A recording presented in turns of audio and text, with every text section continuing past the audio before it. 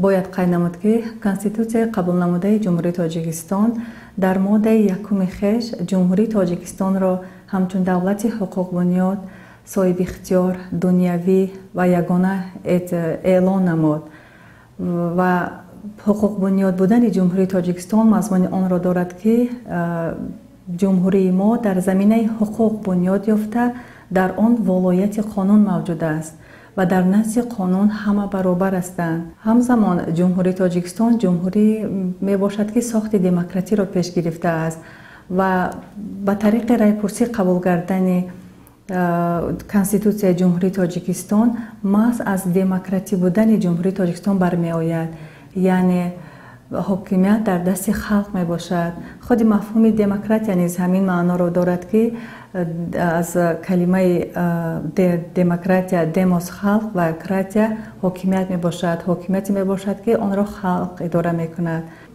چنانکه که همگان آگاهی داریم در پیام نوبتی خش پیشوای معظم ملت سال 2024 را سال معرفت حقوق اعلان نمودند.